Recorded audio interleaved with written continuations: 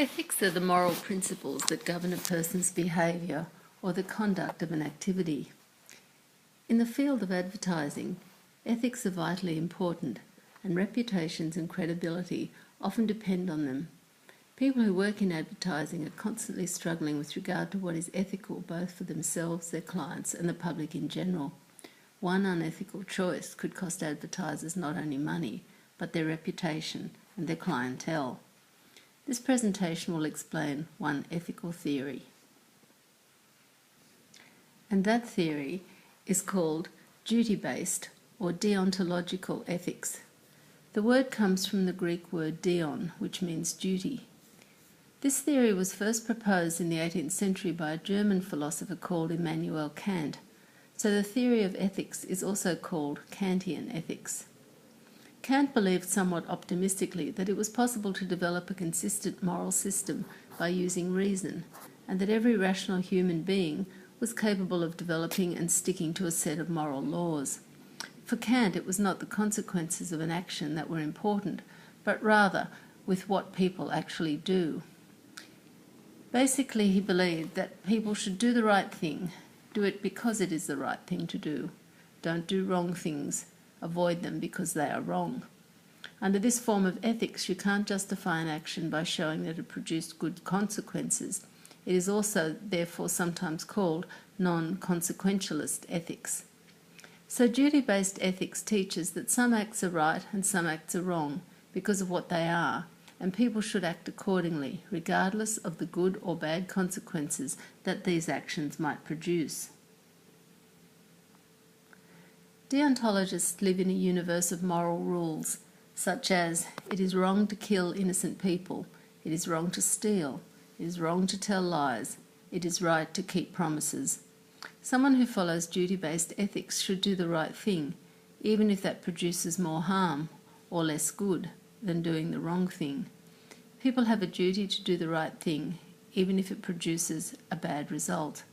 For example, the philosopher Kant thought that it would be wrong to tell a lie in order to save a friend from a murderer. If we compare deontologists with consequentialists, we can see that consequentialists begin by considering what things are good and identify right actions as the ones that produce the maximum of those good things. Deontologists appear to do it the other way around. They first consider what actions are right, and then they proceed from there. So a person is doing something good if they are doing a morally right action.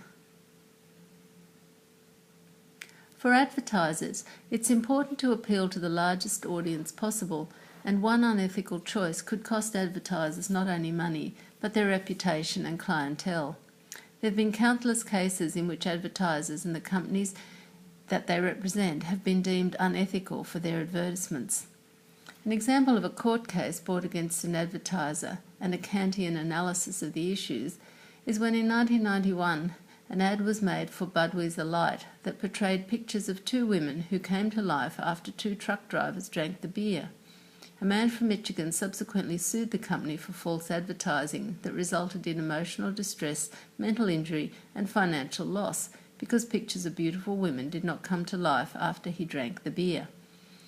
In Kantian ethics, a person is ultimately ethical if they are motivated by a moral obligation as determined by a set of universal laws. Kant's principle allows for no exceptions to a prescribed moral rule. One of his examples of a categorical rule was do not tell a lie. Hence, the Kantian framework is relatively straightforward in dealing with the advertiser's obligation to tell the truth. They are to tell that truth, and anything less than the truth constitutes a moral wrongdoing. This advertisement is clearly a non-truth and would be unacceptable to a Kantian. But this advertisement would be deemed by most people to be a humorous and creative fictional advertisement. The application of his theory to all advertising would likely be met with great resistance from the advertising community. So according to Kant, actions have true moral worth only if they come from goodwill. So are advertisers acting out of goodwill? Are they fulfilling their moral obligation? Many would say no, they're not. In an ideal world, advertisers would act with goodwill all the time, but unfortunately they usually have the interests of the company at heart and its profits, so this can sway the individual advertiser away from doing the right thing. Critics of this theory say it is too rigid and it doesn't take into account cultural differences. Everyone's morals are not the same. So while this theory has good intentions, it may not be best for the advertising industry.